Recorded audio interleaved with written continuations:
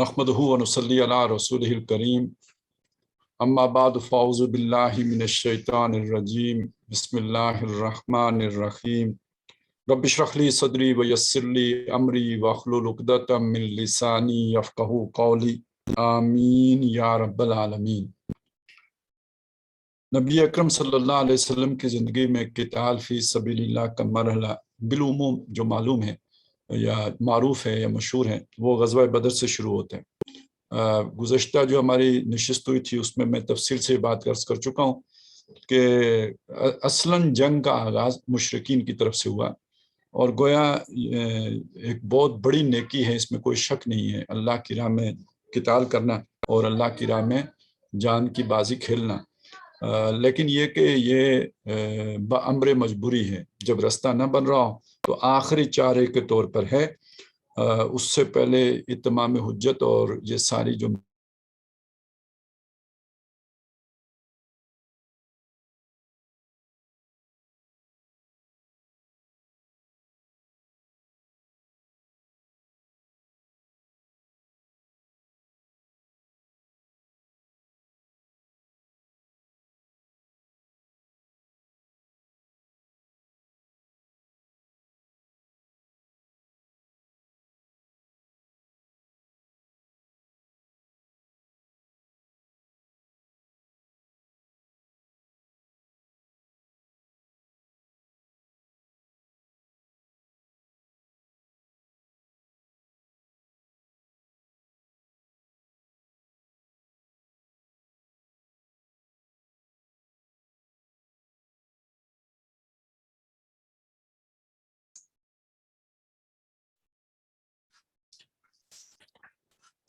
बिस्मिल्लाह वल्लाहु आखिरा। तो मैं ये अर्ज़ कर रहा था कि यानी उनकी तरफ से जो जंग छेड़ी गई उसके मुकाबले में नबी सल्लल्लाहु अलैहि वसल्लम को और आपके साथियों को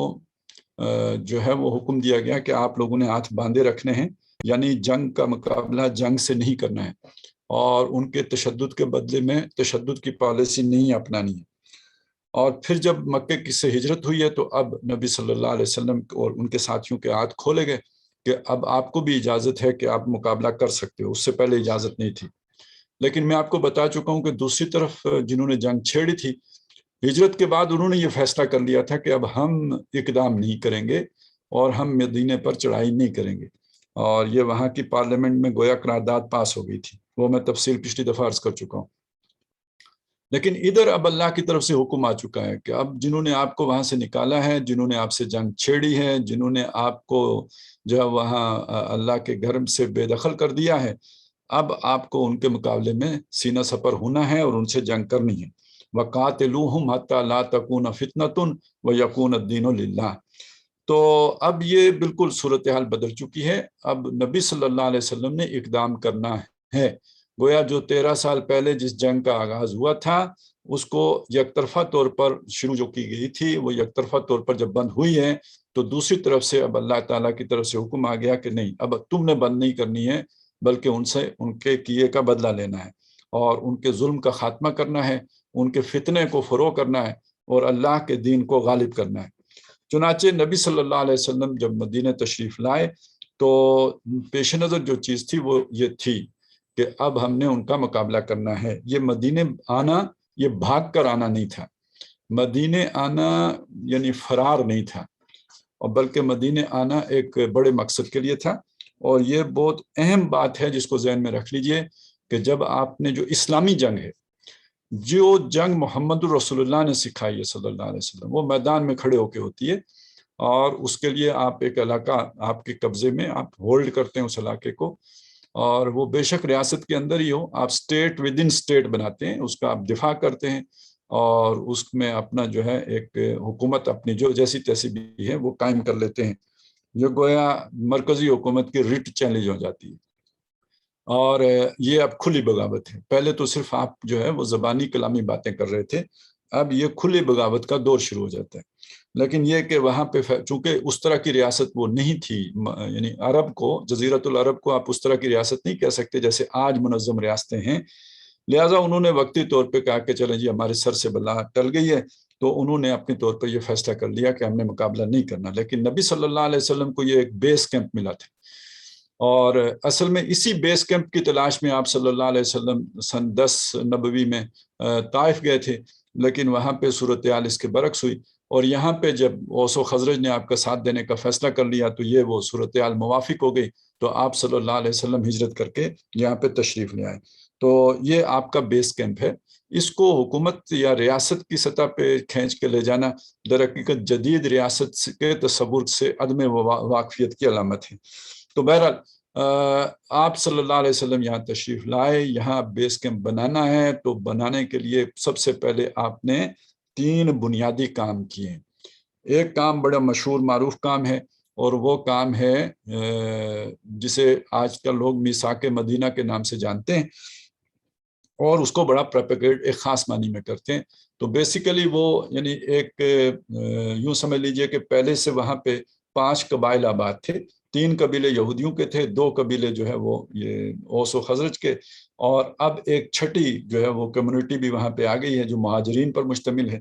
تو اب یہ 6 لوگوں کی ایک آئین بنا ہے، سٹی سٹیٹ۔ یہ اس کو سٹیٹ نہیں ہے بلکہ سٹی سٹیٹ ہے، اور یہ کو ایگزسٹنس کیسے ہوگی، مل جل کے کیسے رہیں گے، تنازعات کو کیسے حل کریں گے، اور سب سے بڑا ایشو یہ ہے کہ جوائنٹ ڈیفنس ہوگا، یعنی مدینہ کے اوپر اگر حملہ ہوگا تو سب نے مل کر اس کا دفاع کرنا ہے۔ اسے آپ کہہ سکتے ہیں کہ یہ ایک طرح کی کنسولیڈیشن آف مدینہ، اس کے لیے جو ہے ایک بڑا بنیادی قدم نبی صلی اللہ علیہ وسلم نے اٹھایا، اور جس سے صاف پتہ چلتا ہے کہ آپ کو معلوم تھا کہ مدینہ کے اوپر حملہ ہوگا، اور اس لیے کہ جو آپ نے اقدامات کرنے تھے اس کے نتیجے میں یہ ہونا ہی تھا، تو اس کے لیے پہلے مدینہ کے دفاع کو مضبوط کیا جائے۔ تو پہلا کام آپ نے یہ کیا کہ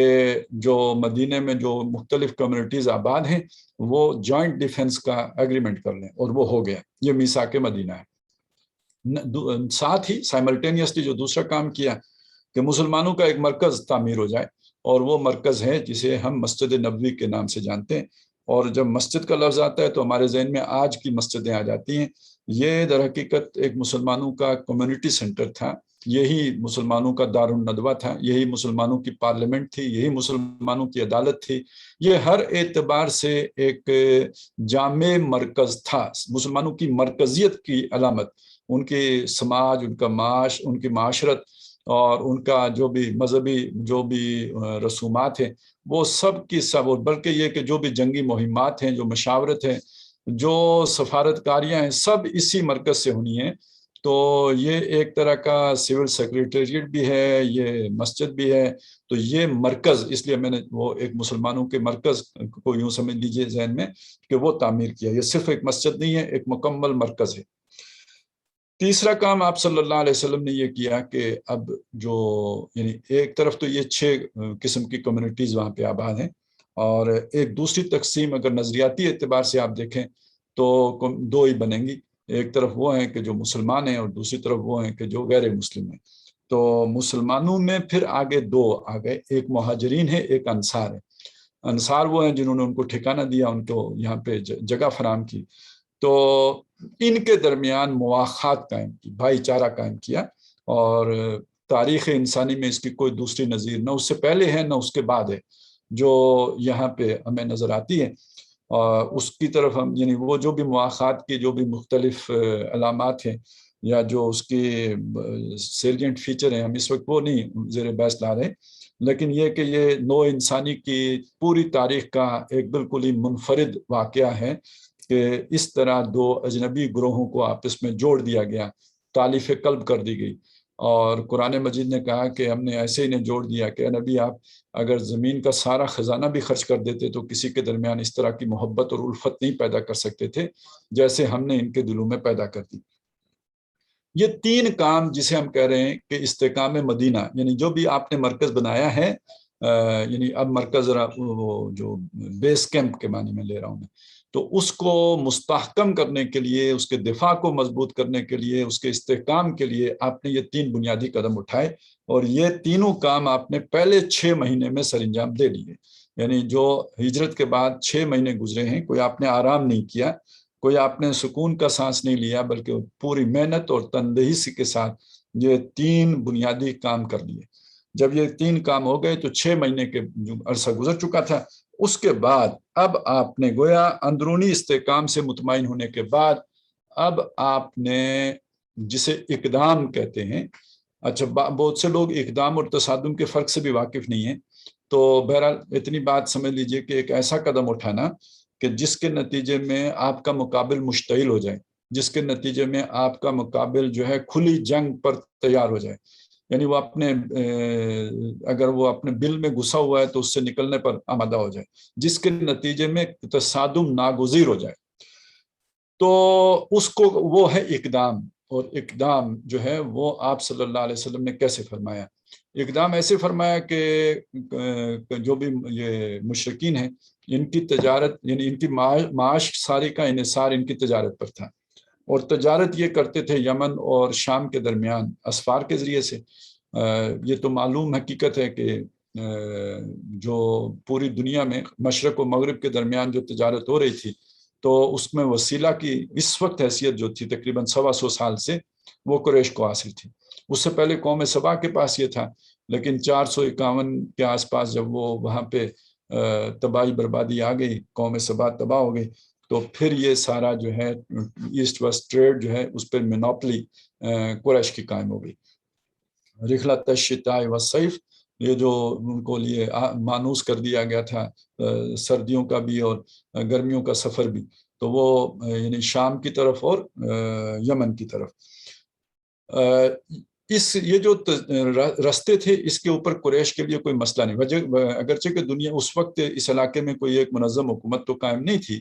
لیکن یہ جو مذہبی اجارہ داری تھی اور ایک مذہبی یوں سمجھیے کہ ایک تقدس حاصل ہو گیا تھا قریش کو کہ وہ مکے کے باسی ہیں. مکہ جو ہے وہ ایک مرکز ہے مذہبی پورے عرب کا، اور وہاں سارے عرب کے چھوٹے موٹے 360 بت رکھے ہوئے ہیں، اور ان لوگوں کو اپنے بتوں کی پرستش کے لیے اور یہ کہ وہاں کی طواف کے لیے جانا ہوتا ہے مکے میں، تو وہ قریش چونکہ ان بتوں کے محافظ ہیں، ان کی نگرانی کرتے ہیں، ان کی خدمت کرتے ہیں، اس گھر کی جو ہے وہ آباد رکھتے ہیں. لہٰذا قریش کے لیے تمام لوگوں کے دل نرم ہیں، قریش کے لیے لوگوں کے دلوں میں محبت ہے کہ یہ ہمارے خداؤں کے خادم ہیں، یعنی خدام الآلہہ کی حیثیت ان کو حاصل ہے، اور اس حیثیت میں پورے عرب میں ان کو ایک عزت، ایک مقام حاصل ہے. لہٰذا ان کے کسی جو بھی قافلہ ہے تجارتی، اس کو کوئی بری نگاہ سے نہیں دیکھتا، بلکہ ان کی خدمت ہوتی ہے، آؤ بھگت ہوتی ہے، اور ان کو جو ہے وہ ہاتھوں ہاتھ لیا جاتا ہے جس بستی میں سے بھی ان کا گزر ہوتا ہے. تو گویا یہ ساری تجارت جو قریش کی تھی، یہ جو کھڑی تھی، یہ اس بت پرستی پر کھڑی تھی. یعنی وہ بت پرستی کے پیچھے در حقیقت قریش کا ایک بہت گہرا بڑا اہم مفاد تھا جو وابستہ تھا. تو انہیں کوئی خطرہ نہیں تھا. کوئی دوسری قوم ان کی اجارہ داری میں شریک اس لیے نہیں ہو سکتی تھی کہ ان کے قافلے لوٹ لیے جاتے تھے. اب آپ کے پڑوس سے کوئی قافلہ گزر رہا ہو مال و دولت سے لدا ہوا، اور یہ کہ کوئی روک ٹوک بھی نہ ہو، کوئی عدالت، کوئی پولیس اور فوج نہ ہو، تو لوگ پھر نہیں چھوڑتے، لوٹ لیتے ہیں. تو قریش کا اس لیے بچ جاتا تھا کہ وہ خدام الآلیہ ہیں، اور باقی کسی کا بچتا نہیں تھا. لہذا کوئی اور جرت ہی نہیں کرے گا کہ وہ کوئی تجارتی قافلہ روانہ کرے، اور وہ اجارہ داری برقرار رہے گی قریش کی. اب یہ سلسلہ چل رہا تھا. اب اقدام اس طور پر ہوا کہ نبی صلی اللہ علیہ وسلم نے ان تمام راستوں کے اوپر جو یمن جا رہے تھے یا کہ شام جا رہے تھے، وہاں اپنے دستے پیادے بھیجنا شروع کر دیے. اور یہ 2 آدمیوں کی، 4 آدمیوں کی ٹولیاں جاتی، اور وہاں پہ کچھ نہیں، ان کو حکم یہ تھا لڑنا نہیں ہے، لیکن یہ کہ اپنی موجودگی ان کو دکھا دو کہ ہم ان رستوں کے اوپر موجود ہیں. یہ ایک واقعہ اس سے پہلے ہو چکا تھا کہ جب مسلمان ہجرت کر کے تو مدینے آ چکے تھے، تو ادھر مکے میں بادل ناخواستہ یہ طے کر لیا گیا تھا کہ ہم حملہ نہیں کریں گے. بزرگوں نے طے کرا لیا تھا، نوجوانوں میں جوش و جذبہ تھا، یا یوں کہہ لیجئے کہ جو ڈوز تھے انہوں نے تو یہ فیصلہ کر لیا کہ نہیں لڑیں گے، اور جو ہاکس تھے ان کا بڑی طبیعت مچلتی تھی کہ ہم کب حملہ کریں. یہ ایک جو ہے وہ وہاں پہ کیفیت تھی. تو مدینے کے ایک بڑے سردار طواف کے لیے گئے ہوئے تھے، تو وہاں پہ کسی اسی طرح کے جوشیلے بندے نے ان کو کوئی دھمکی شمکی لگائی کہ تم نے ہمارے بندے جو ہیں وہ اپنے یہاں انہیں پناہ دیے، یہ اچھا نہیں ہوگا، ہم تم پر طواف کی پابندی لگا دیں گے، ایک تڑی لگائی. تو جواب میں انہوں نے فوری طور پہ جو بات کہی وہ یہی تھی کہ اگر تم ہمارے طواف پہ پابندی لگا دو گے تو ہم تمہارا سفر شام کا مخدوش کر دیں گے. تو گویا تھریٹ تو پہلے سے ہی موجود تھی کہ یعنی یہ راستے اب مسدود ہو گئے ہیں اور یہ راستے آپ کے لیے اتنے اب پہلی کی طرح آزادانہ نقل و حمل کے لیے کھلے نہیں. لیکن جب نبی صلی اللہ علیہ وسلم کے افراد کے بارے میں پتہ چلا کہ وہ اب باقاعدہ یہاں پہ گشت کر رہے ہیں تو وہ جو ہاکس تھے، جو جوشیلے لوگ تھے، ان کو بات کرنے کا موقع ملا کہ ہم یہ نہیں کہتے تھے کہ ان کا کلا کما کر دیا جائے، آپ نے انہیں ڈھیل دی ہے تو اب یہ ہمارے لیے معاشی ناکہ بندی کا سامان کر رہے ہیں. یہ بحث مکے میں جاری تھی کہ 2 واقعات ہوئے ہیں کہ جنہوں نے اس بحث کو بالکل منطقی انجام تک پہنچا دیا. ایک وادی نخلا میں جب مسلمانوں کے ہاتھوں کوئی مشرکین جو تھے وہ ان کا کوئی گزر رہے تھے، وہاں سے ان سے مٹ بھیڑ ہو گئی اور ایک مشرک قتل ہو گیا، دوسرا جان بچا کے بھاگ گیا، تو مسلمان مال غنیمت لے کے بھی آ گئے. تو اگرچہ کہ اس کی اجازت نہیں تھی لیکن یہ ہو گیا. اور دوسری طرف خود جو ہے وہ مدینے کے پاس سے جو قافلہ جا رہا تھا شام کی طرف، اس کا پیچھا کیا گیا جس کو ابو سفیان لے کے جا رہے تھے اور اس میں بہت زیادہ تجارتی سامان تھا. تو وہ بچ کے تو نکل گئے، لیکن یہ کہ جب اس کی خبریں پہنچی ہیں مکے میں تو پھر اب وہ جو ڈوز ہیں ان کا مقدمہ یا ان کا جو بھی استدلال ہے وہ کمزور پڑ گیا، اور وہ جو ہاکس تھے، جو شیلے لوگ تھے، انہوں نے کہا کہ ایسی کی تیسی. اور اب وہ نکلے ہیں 1000 کا کیل کانٹے سے لشکر جو ہے وہ لیس لشکر لے کے، اور انہیں یقین تھا کہ یہ اس لشکر کا مقابلہ یہ مٹھی بھر لوگ کیسے کر سکیں گے. لہٰذا وہ آتے ہوئے ناراضان رہے، بہت شور شرابہ کرتے آئے اور ڈنکے بجاتے آئے اور یہ بھی بتاتے آئے کہ معلوم ہو جائے گا کہ اللہ تعالیٰ کس کے ساتھ ہے، اور یہ جو بھی دن ہوگا یہ یوم الفرقان ہوگا، اس میں حق و باطل کا فرق نمایاں ہو کے سامنے آ جائے گا. کیونکہ انہیں اپنے وسائل پر، اپنی قوت پر، اپنے لشکر پر، اپنی تعداد پر اور اپنے اسلحے اور وسائل کے اوپر پورا بھروسہ اور انحصار تھا، اور وہ یہ سمجھتے تھے کہ مسلمانوں کو بآسانی کچل کے رکھ دیں گے. یہ تو اس طرف کا منظر ہے. ادھر دوسری طرف یہ ہے کہ جس قافلے کا پیچھا کیا گیا تھا وہ تو نکل گیا، اور اب مدینے سے نکلا گیا ہے نبی صلی اللہ علیہ وسلم کی معیت میں کہ وہ قافلہ واپس آ رہا ہے اور اسے روکنا ہے اور اس سے مال غنیمت چھیننا ہے. کیونکہ ایک خیال یہ بھی ہے کہ یہ لوگ وہی سامان لے کے گئے تھے جو مسلمانوں کے گھروں سے انہوں نے لوٹا تھا، واللہ اعلم، تو ان سے یہ چھیننا ہے. تو نبی صلی اللہ علیہ وسلم نے ایک ہنگامی جو ہے وہ کال کی ہے. اللہ کو یہی منظور تھا، تکوینی طور پر یہی طے تھا. ایسا نہیں ہے کہ مدینے میں اسباب جنگ موجود نہیں تھے، ایسا نہیں ہے کہ اگر تیاری کی جاتی تو اس سے زیادہ لوگ نہ تیار ہو جاتے، ایسا نہیں ہے کہ اس سے زیادہ تلواریں جو ہے وہ نہیں تھیں وہاں مدینے میں. اصل بات یہ ہے کہ یہ بالکل ہنگامی صورتحال اللہ نے بنائی، جیسے ایمرجنسی میں نکلنا ہوتا ہے. تو جو آدمی موجود تھا میسر تھا، اور جو اس کو میسر آیا، ہاتھ میں آیا، ڈنڈا آیا، سوٹا آیا، تلوار آئی، گھوڑا آیا، وہ لے کے نکل پڑا. تو یہ وہاں سے مدینے سے جب نکلے ہیں تو یہ کوئی جنگ کرنے کے لیے نہیں نکلے ہیں، بلکہ ایک قافلے کے لیے نکلے ہیں، قافلے کو روکنے کے لیے نکلے ہیں. تو یہ 300-325 لوگ وہاں سے چلے آگے. ایک مقام صفرا پہ جب پہنچے ہیں تو وحی کے ذریعے سے اللہ تعالیٰ نے نبی صلی اللہ علیہ وسلم کو بتایا کہ آپ چلے تو قافلے کے لیے ہیں، لیکن یہ کہ وہاں پہ مسئلہ صرف قافلے ہی سے آپ کا پالا نہیں پڑنا، بلکہ ایک لشکر جرار ہے جو مکے سے چل پڑا ہے. اور اب یہاں پہ دوسری مشاورت ہوئی ہے، اور جب یہ دوسری مشاورت ہوئی ہے، یعنی پہلی تو مدینے میں ہو گئی کہ ہم نے جانا ہے تو لوگ نکل آئے جو بھی نکل سکے، تو اب یہ دوسری اس مقام پہ آ کے ہوئی ہے. اور یہاں پہ پھر آپشن دیا گیا کہ 2 میں سے ایک آپ کا ہے. اللہ نے آپ سے وعدہ کر لیا ہے کہ یا تو قافلہ اگر آپ لینا چاہتے ہو تو وہ آپ کو مل جائے گا، یعنی وہ سارا ساز و سامان، اور یہ کہ اگر آپ لشکر سے مٹ بھیڑ ہو گئی تو اللہ آپ کو غالب کرے گا، فتح عطا فرمائے گا.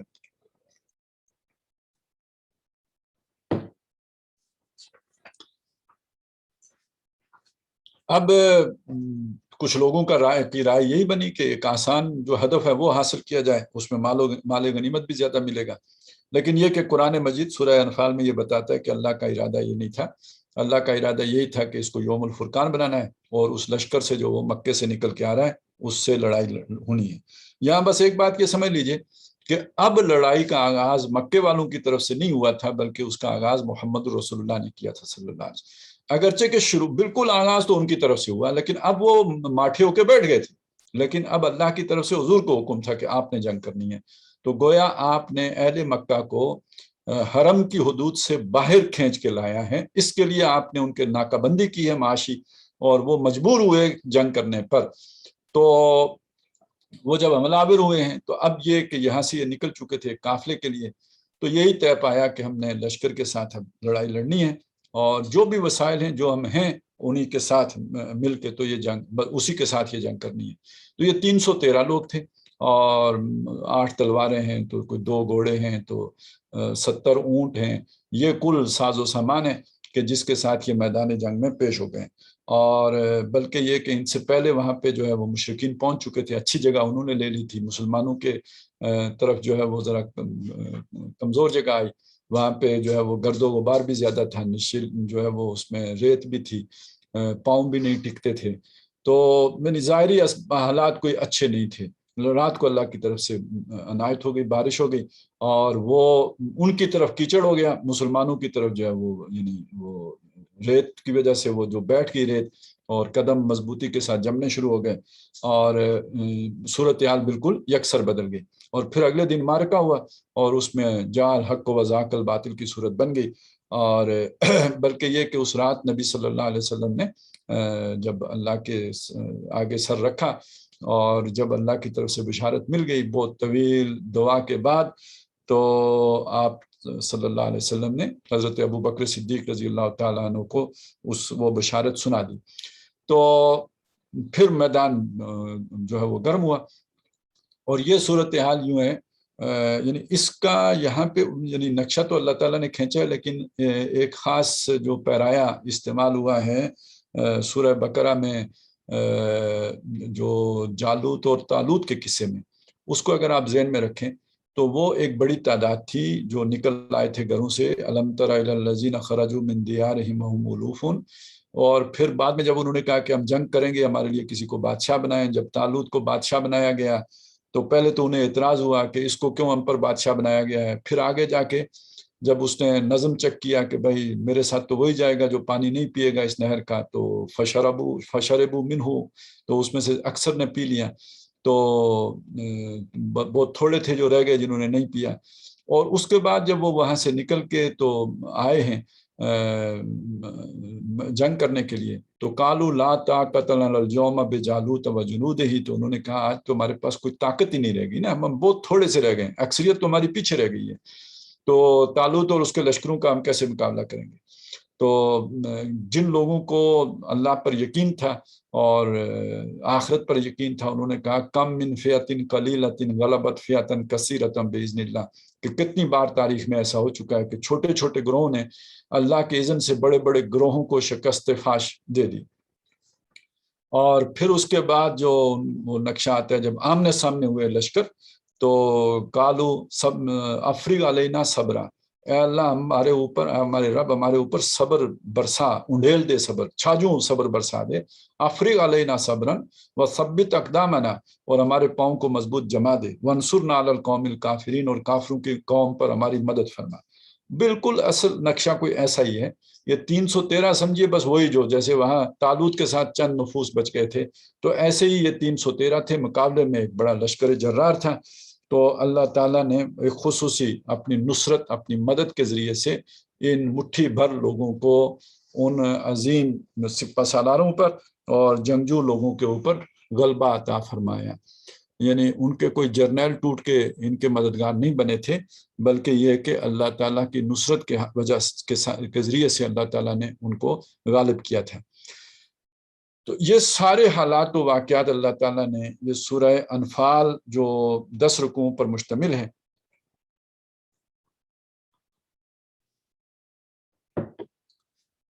اس میں اللہ تعالیٰ نے بیان کیے ہیں۔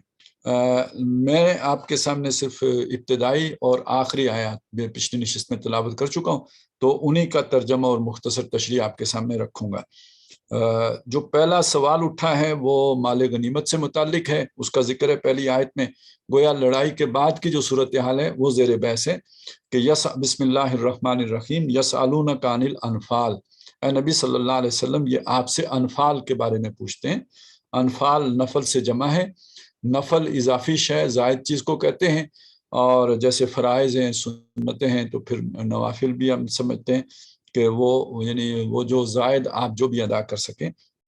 تو جنگ میں چونکہ اصل مطلوب شے فتح ہوتی ہے وہ تو حاصل ہو چکی، نفل میں یعنی اضافی طور پر آپ کو اس میں مال غنیمت بھی مل جاتا ہے۔ اب وہ مال غنیمت پہلے جو بھی بانٹنے کا یا تقسیم کرنے کا طریقہ نہیں ہوتا تھا، بس جس کے ہاتھ جو آ جائے وہ اس کا ہے، جس نے جو، اور اس کے لیے آپ لوٹنے کا لفظ بھی استعمال کر سکتے ہیں کہ جس نے جو لوٹ لیا یا جو چھین لیا یا جو جس کے ہاتھ لگ گیا تو وہ اس کا ہو گیا۔ لیکن یہ کہ یہاں قرآن مجید نے اس کے لیے باقاعدہ ایک فارمولہ دے دیا کہ ایسا نہیں ہے، یہ اب آپ اس طرح قبائلی نظام نہیں ہوگا، بلکہ آپ ایک مہذب قوم کے طور پر رہو گے اور ہر چیز اصول اور ضابطے اور قانون کے پابند ہوگی، ایسا نہیں جس کے ہاتھ جو لگ گیا۔ بلکہ وہ آگے اسی سورہ مبارکہ میں اللہ نے اس کی تفصیل دے دی کہ وہ سارا مال ایک جگہ پہ جمع ہوگا، اور جب ایک جگہ پہ جمع ہو جائے گا اس کی کل جو بھی مقدار ہوگی اس کا جو خمس ہوگا وہ بیت المال کو چلا جائے گا، وہ اللہ اور رسول کا ہو جائے گا، اور جو باقی بچے گا اس میں سے جو سوار ہوگا، یعنی جو گھڑ سوار ہے یا اونٹ سوار ہے، کیونکہ اس کا اپنا بھی خرچہ ہے، ساتھ گھوڑے اونٹ کا بھی ہے، جانور کا بھی ہے، تو اس کو دوہرا حصہ ملے گا، اور جو پیادہ ہوگا اس کو اکیلا حصہ ملے گا۔ یہ ایک قانون، ایک ضابطہ جو ہے وہ غزوہ بدر کے بعد بن گیا تھا، اور ظاہر ہے جب اللہ تعالیٰ کوئی قانون یا کوئی ضابطہ دیتے ہیں تو وہ فرض ہوتا ہے اور اس کی خلاف ورزی کرنا حرام ہوتا ہے۔ تو اس لیے جو لوگ یہ سمجھتے ہیں کہ غزوہ احد میں لوگوں نے مال غنیمت کی طرف دوڑ لگائی تھی اور غلطی سے وہ اپنی زبانوں سے لوٹنے کا یا اس طرح کے الفاظ بھی نکل جاتے ہیں ان کے، تو یہ بالکل ایک غلط تصور ہے اور حقائق کو نہ جاننے کا نتیجہ ہے۔ مال غنیمت لوٹنے کا یا چھیننے کا یا جھپٹنے کا اس کے اوپر اب کوئی امکان ہی نہیں ہے، کیونکہ اس کے لیے ضابطہ غزوہ بدر کے موقع پہ آ چکا ہے، اور کوئی مسلمان حالت ایمان میں اللہ کے حکم کی نافرمانی نہیں کر سکتا، اور نہ وہ لوگ ایسے تھے کہ اللہ کے کسی، وہاں تو اس اجتماعیت کے اندر ظاہراً کسی منافق کے لیے بھی ممکن نہیں ہے کہ اللہ کے کسی حکم کیا یوں کھلے عام جو ہے وہ مخالفت کرے جیسے آج ہم کر لیتے ہیں۔ تو یہاں پہ چونکہ وہ ایک مسئلہ اٹھ چکا ہوا تھا، مسئلہ اس لیے اٹھا تھا کہ ابھی ضابطہ آیا نہیں تھا، تو وہ جو لوگ آگے بڑھ کے لڑے انہوں نے کہا ہمارا حصہ ہے، جو لوگ پیچھے رہے تو وہ کہتے کہ یعنی کہیں ڈیوٹی لگی ہوئی تھی تو کہتے اگر ہمیں موقع ملا ہوتا تو ہم بھی کر لیتے، تو ہماری تو آپ نے ڈیوٹی ادھر لگائی تھی، تو اس طرح کی کچھ رنجشیں پیدا ہوئیں۔ تو اللہ نے پہلے بات تو یہ کہ قُلِ الْأَنْفَالُ لِلَّهِ وَالرَّسُولِ، تو یعنی ابتدائی بات یہ کہ ان میں سے کسی کا کوئی حصہ نہیں، جتنا بھی مال غنیمت ہے یہ اللہ اور اس کے رسول کا ہے، یعنی تمہیں کچھ نہیں ملے گا، یہ سب بیت المال میں جمع ہو جائے گا۔ وہ بعد میں پھر جا کے اللہ تعالیٰ نے اس میں آسانی پیدا کر دی۔ فَاتَّقُوا اللَّهَ، تو اللہ کا تقوی اختیار کرو، یعنی ان باتوں کو چھوڑو، تمہیں مال و اسباب سے غرض ہی نہیں ہونی چاہیے۔ وَأَصْلِحُوا ذَاتَ بَيْنِكُمْ، اور آپس میں جو بھی تلخیاں ہو گئی ہیں اس معاملے میں اس کی اصلاح کرو اور اپنے تعلقات ٹھیک کرو۔ وَأَطِیعُوا اللَّهَ وَرَسُولَهُ، اور اللہ اور اس کے رسول کی اطاعت کرو، ان کنتم مؤمنین، اگر تم ایمان والے ہو۔ یہ تو ایک خالص یعنی فقہی یا قانونی مسئلہ آ گیا۔ اب جو اللہ والوں کی جنگ ہے، اصل میں یہ دیکھیے، جو علامہ اقبال نے بھی بہت سے اپنے اشعار میں اس کا نقشہ کھینچا ہے کہ کافر ہے تو جو ہے وہ شمشیر پہ کرتا ہے بھروسہ، مومن ہے تو بے تیغ بھی لڑتا ہے سپاہی۔ اور ابھی ہم نے جو حال ہی میں ایک نقشہ دیکھا ہے اپنے قریب ملک میں، تو وہ اس پر جو ہے وہ بالکل جو ہے وہ ظاہر و باہر ہے۔ تو یہ بیسیکلی جو جنگ ہوتی ہے، اچھا بلکہ وہ بھی اشعار بہت اہم ہے، اہمیت کے حامل ہے کہ تہذیب نے پھر اپنے درندوں کو مارا اور اللہ کو پامر دیے مومن پہ بھروسہ، ابلیس کو یورپ کی مشینوں کا سہارا، تو دنیا کو ہے پھر مارکائے روح و بدن پیش۔ تو قرآن مجید نے اس کو یہ یوں سمجھے حزب اللہ، اللہ والے، اللہ کی پارٹی، ربانیین، یعنی وَقَائِمٍ مِّن نَبِيٍّ قَاتَلَ مَعَهُ رِبِّيُّونَ کثیر، تو یہ اللہ والے۔ تو اللہ والوں کی جو پہلی نشانی اور پہلی جو علامت ہے وہ کیا ہے؟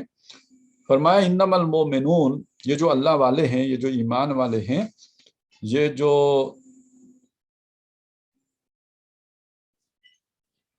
اللہ پر اور آخرت پر رسول پر ایمان لائے ہیں، ان کی کیفیت یہ ہے ان اللہ والوں کی کہ اذا ذکر اللہ کے جب اللہ کا ذکر کیا جائے وجلت قلوبہم تو ان کے دل لرز اٹھیں،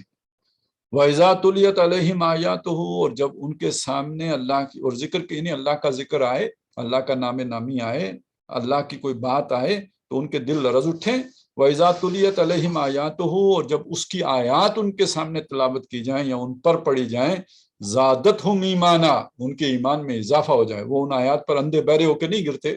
بلکہ یہ کہ اس سے ایمان ان کا بڑھ جاتا ہے۔ وَعَلَىٰ رَبِّهِمْ يَتَوَكَّلُونَ اور وہ اپنے رب کے اوپر بھروسہ کرنے والے، توکل اسباب پر نہیں اپنے رب پر بھروسہ کرنے والے۔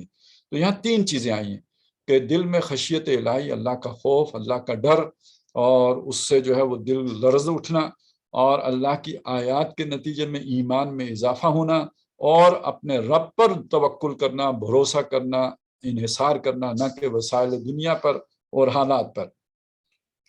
الذین یقیمون الصلاۃ جو اب یہ جو کیفیات ہیں، ظاہر ہے کہ میرا دل ڈرتا ہے یا نہیں ڈرتا یہ مجھے معلوم ہے، کوئی دوسرا تو اسے نہیں چیک کر سکتا، اور ایمان میں اضافہ ہوا یا نہیں ہوا یہ بھی ایک ذاتی پرسنل ایکسپیرینس ہے، کسی دوسرے کو اسے جج کرنے کا کوئی جو ہے اس کے پاس کوئی آلہ نہیں ہے، اور توکل کسی کا کتنا ہے بعض افعال سے تو معلوم ہو سکتا ہے، لیکن یہ کہ بہرحال یہ بھی ایک باطنی کیفیت ہے۔ تو جو ظاہر میں جو چیز نظر آئے گی وہ کیا ہے؟ الذین یقیمون الصلاۃ جو نماز کو قائم رکھتے ہیں۔ اب یہ قائم کے لفظ کو ذرا ذہن میں رکھیے، اور اس میں خاص طور پہ نماز پڑھنا اور جیسے کہ ہم پڑھتے ہیں وہ نماز و روزہ و قربانی و حج یہ سب باقی ہیں، تو باقی نہیں ہے، تو اس کو ذہن میں رکھیں۔ ہم احیاء کی جب بات کرتے ہیں دین کا احیاء، تو ایک احیائی جد و جہد کرنے والا شخص، ایک تحریکی آدمی، اس کی نماز بھی ایک روایتی آدمی کی نماز سے مختلف ہونی چاہیے۔ یعنی قائم کرنا صرف یہی نہیں ہے کہ آپ جماعت کے ساتھ شریک ہو گئے تو قائم ہے، بلکہ اس کو خشوع و خضوع کے ساتھ۔ اب وہ جو اوپر جو چیزیں آئی تھیں کہ جب آیات پڑھی جاتی ہیں تو ان کا ایمان بڑھ جاتا ہے، اور جب اللہ کا ذکر ہوتا ہے تو ان کے دل لرز اٹھتے ہیں، تو نماز میں اللہ کا ذکر بھی ہوتا ہے، نماز میں اللہ کی آیات بھی پڑھی جاتی ہیں، تو یہ کیفیات، ان کیفیات کے ساتھ نماز پڑھنا در حقیقت نماز قائم کرنا ہے۔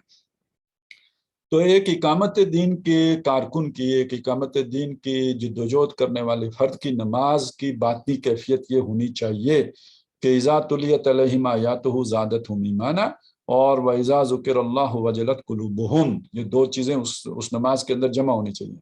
وَمِمَّا رَزَقْنَاهُمْ يُنْفِقُونَ اور جو رزق ہم نے انہیں دیا ہے اس میں سے خرچ کرتے ہیں۔ زکوٰۃ دینے کی نوبت ہی نہ آئے، ان کے پاس اتنا جمع ہی نہیں ہونا چاہیے، بلکہ جو ہو وہ اللہ کی راہ میں خرچ کریں، بلکہ ان کے زیادہ اوقات لگنے ہی اللہ کی راہ میں چلیں چاہیے، ان کے پاس تو اتنا مال و اسباب جمع کرنے کا وقت ہی نہیں ہونا چاہیے۔ تو یعنی اگر آپ نے یہی جدوجہد کرنی ہے تو پھر یہ کاروبار دنیا اور یہ مال و دولت دنیا اور یہ یہاں کی نوکریاں اور یہاں کی ملازمتیں بہرحال آپ کی پہلی ترجیح نہیں ہو سکتی، یہ آپ کے لیے جو ہے وہ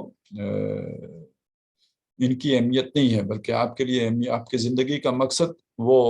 دین کے لیے جو ہے وہ جدوجہد کرنا۔ میری زندگی کا مقصد تیرے دین کی سرفرازی، میں اسی لیے مسلمان، میں اسی لیے نمازی۔ اب یہ وہ ایک احیائی سوچ رکھنے والے آدمی کا اور ایک عام روایتی سوچ رکھنے والے آدمی کا فرق ہوگا۔ روایتی سوچ رکھنے بس یہی ہے، آپ نے نماز پڑھی اللہ راضی، باقی اس کے بعد آپ کا بڑا ٹائم ہے، آپ کوئی سال میں 10-15 دن اللہ کے لیے نکال لیں، باقی آپ جائیں کاروبار کریں، دنیا بنائیں اپنی۔ اور جس نے جو اللہ کے لیے جی رہا ہے تو وہ نماز بھی اس لیے پڑھ رہا ہے تاکہ وہ اس جد و جہد میں اس کی ممد و معاون ہو، اور اس کے جینے کا مقصد بھی یہی ہے،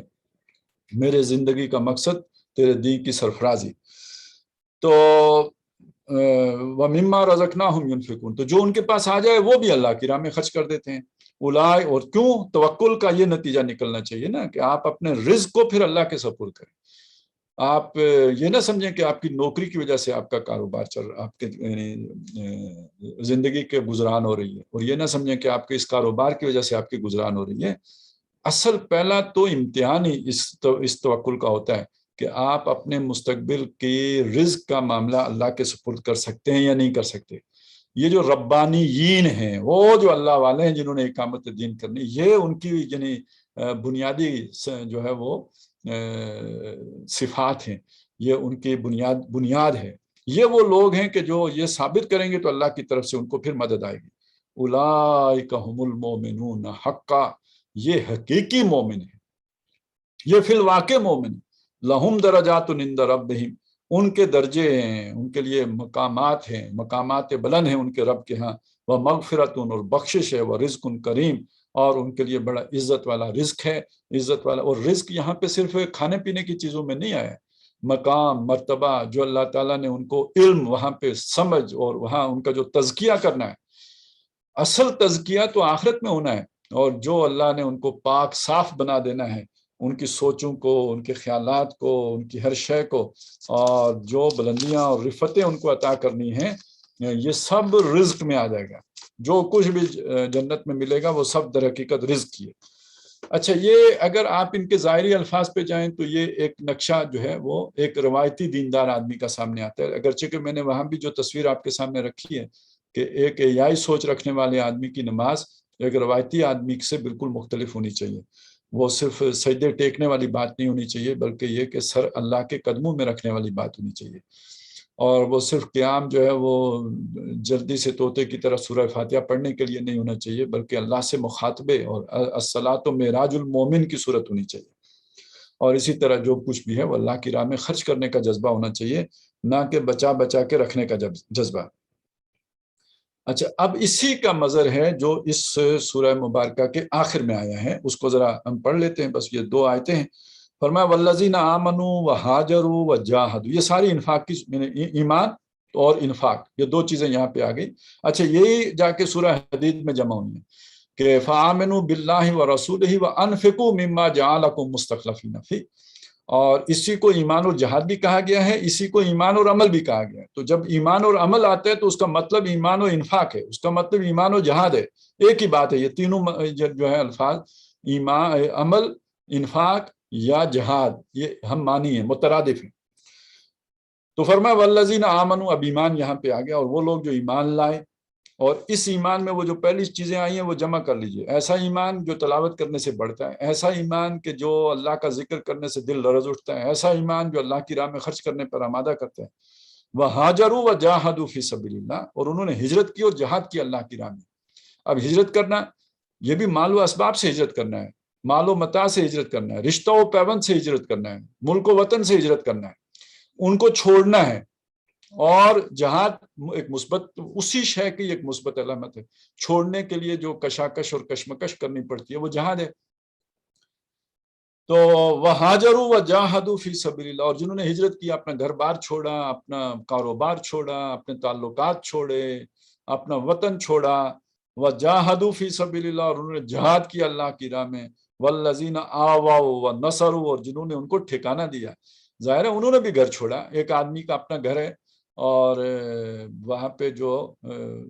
آپ نے دیکھا ہوگا اکثر شادی کے بعد جب کوئی بہو آتی ہے تو کچھ دنوں کے بعد جو ہے نا وہ جھگڑے وغیرہ شروع ہو جاتے ہیں. تو کیا ہوتا ہے؟ بنیادی وجہ تو یہی ہوتی ہے نا کہ وہ گھر میں آپ لے تو آئے ہیں ایک اجنبی جو ہے بہت خوشی سے، لیکن یہ کہ جب وہاں پہ نظر آیا کہ اس نے بھی اپنے کوئی چودراہٹ قائم کی ہے یا کسی شے کو پوزیس کیا ہے، تو اب وہ جو آپ کی اپنی جو سب چیزوں کو ہاتھ میں رکھنے کی ایک خواہش ہوتی ہے تو وہ ہرٹ ہوتی ہے. تو اس سے پھر رفتہ رفتہ جھگڑا اور فرکشن پیدا ہونا شروع ہو جاتی ہے. تو اسی طرح اب آپ سوچئے کہ بالکل اجنبی لوگ جن سے کوئی رشتہ ناتا ہی نہیں ہے، وہ اگر آپ کے گھر آئیں اور آپ انہیں اپنا ایک کمرہ دے دیں، ٹھہرا لیں. یہ کتابوں میں پڑھنا بہت آسان ہے، ذرا کر کے ذرا سوچ کے نا کہ اپنے گھر میں کسی اور کو ٹھہرا لینا کتنا مشکل کام ہے. تو یہ ہجرت جتنا ہی مشکل کام ہے، اپنا گھر چھوڑ کے آنا جتنا ہی مشکل کام ہے، یا بعض صورتوں میں شاید اس سے بھی زیادہ دشوار ہے کہ وہ تو آپ یکبارگی چھوڑ کے آ گئے، اور یہ روز آپ دیکھ رہے ہیں کہ آپ کے گھر کے اندر کوئی اور آپ کی آنکھوں کے سامنے جو ہے وہ تسلط جما کے بیٹھا ہوا ہے. تو یہ آسان نہیں ہے، یہ بہت مشکل ہے. لہذا والذین آووا ونصروا، اور انہوں نے ان کی مدد کی. اب یہ جہاد ایک وہ کر رہے ہیں، دوسرا جہاد یہ کر رہے ہیں، اور ان کے جہاد کو نصرت کہا گیا. گویا وہ اصل ہیں، چونکہ بنیاد جو ہے وہ محمد الرسول اللہ صلی اللہ علیہ وسلم. نعرہ ان کا من انصاری اللہ، کون ہے میرا مددگار اللہ کی جناب میں. اور جو ان کے رشتہ دار تھے، جو قریبی تھے، جو قریش تھے، جو ان کے وطن اہل وطن تھے، ان میں سے جو آپ کے ساتھ ہو گئے، تو اب وہ سارے گویا آپ کے ساتھی ہو گئے، معاہ ہو گئے. اور ان سب کا ساتھ دینے والے اب وہ ان کے نصرت کرنے والے اور مدد کرنے والے ہوئے۔ ویسے تو مدد وہ بھی کر رہے ہیں، لیکن یہاں پہ خاص طور پر ان کو اعزاز دینے کے لیے اور ان کا اس طور پر ذکر کیا گیا کہ گویا یہ نصرت کرنے والے ہیں۔ تو والذین آووا ونصروا، اور جنہوں نے ان کو ٹھکانہ دیا، گویا ان کی ہجرت یہ تھی کہ انہوں نے ٹھکانہ دیا، اپنی آنکھوں کے سامنے اپنا گھر کاٹ کے ان کو دے دیا۔ ونصروا، اور ان کا جہاد یہ تھا کہ انہوں نے ان کی مدد کی۔ اولئک هم المؤمنون حقا، یہ حقیقی مومن ہیں۔ اچھا، یہ اس میں یہ بات سامنے آ جانی چاہیے کہ ان کو علیحدہ علیحدہ نہیں کیا جا سکتا۔ ایک معقول آدمی خود اندازہ لگائے کہ اگر وہاں پہ بس اتنا ہی ایمان، اولئک هم المؤمنون حقا کا مطلب بس اتنا ہی ہے کہ آپ نے نماز پڑھی، آپ کے دل کی کیفیت ایسی ہے، آپ نے اللہ کی راہ میں مال و اسباب خرچ کیے تو آپ حقیقی مومن ہو گئے۔ تو اگر وہاں پہ یہ اصول اپلائی ہو سکتا ہے کہ اتنی سی بات پہ وہ حقیقی مومن ہو سکتے ہیں، تو پھر یہاں پہ یہ اصول بھی اپلائی کر لیجئے پھر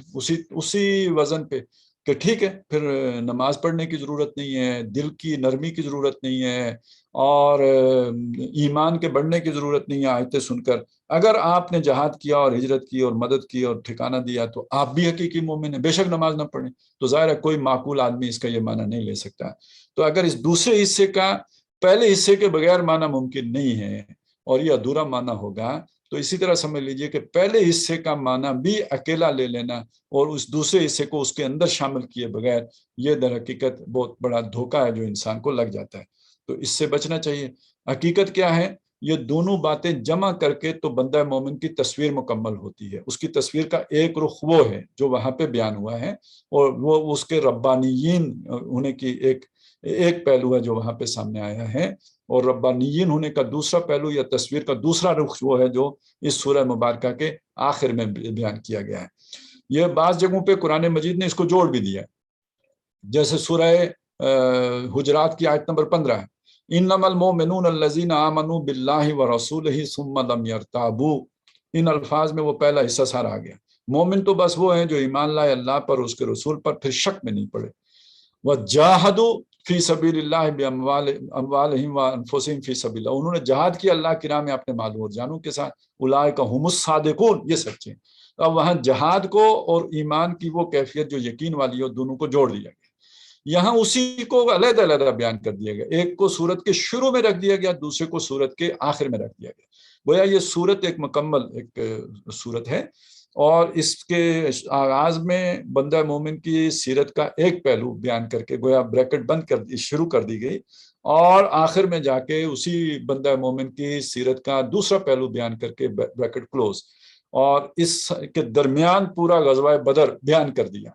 تو ایک بندہ مومن کا مطلوبہ کردار، ایک بندہ مومن کی شخصیت کے نمایاں پہلو، وہ یہ دو چیزیں ہیں، ایک طرف وہ اللہ والا ہو، ربانیین ہو، اور دوسری طرف وہ مجاہد فی سبیل اللہ ہو۔ ہم رہبان باللیل و فرسان بالنہار، وہ رات کے راہب ہیں، دن کے شاہ سوار ہیں۔ یہ چیز جمع ہو جائے گی اس کے اندر تو اب وہ جا کے ایک تصویر مکمل ہوئی ہے۔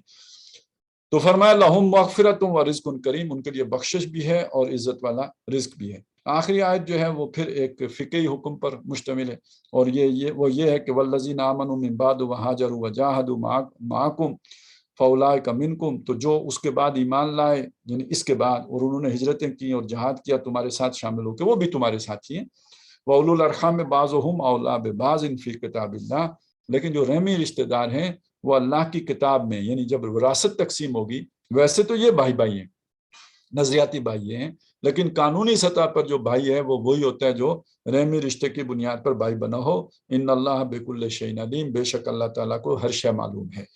تو یہ پوری سورہ مبارکہ غزوہ بدر کے حالات و واقعات پر جو ہے وہ تبصرے کے طور پر آئی، لیکن ہمارے سامنے اس کے اول اور آخر میں بندہ مومن کی تصویر کے دونوں رخ پیش کر دیے گئے۔ تو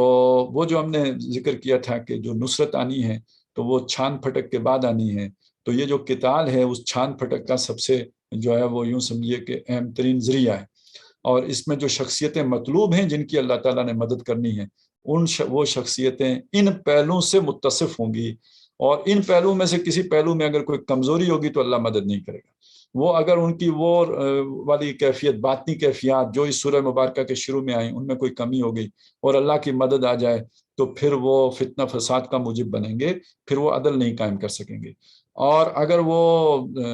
باطنی کیفیات میں تو بہت آگے ہوں، لیکن یہ کہ ان کے اندر حرکت نہ ہو، وہ جہاد سے منہ موڑنے والے ہوں، کمزوری دکھانے والے ہوں، مرد میدان نہ ہوں، تو بھی اللہ تعالیٰ مدد نہیں فرماتا۔ یہ دونوں چیزیں جب جمع ہوں گی تو اللہ کی طرف سے مدد کا وعدہ ہے۔ ان تنصر اللہ کا مطلب تم اگر اللہ کی مدد کرو گے تو یہ دونوں امور ہیں، ان کے مجموعے کا نام ہے اللہ کی مدد کرنا۔ ینصرکم تو وہ بھی تمہاری مدد کرے گا۔ تو اللہ تعالیٰ ہمیں ان حقائق کو سمجھنے کی اور ان پر عمل پیرا ہونے کی توفیق عطا فرمائے۔ بارک اللہ لی ولکم فی القرآن العظیم ونفعنی وإیاکم بالآیات والذکر الحکیم۔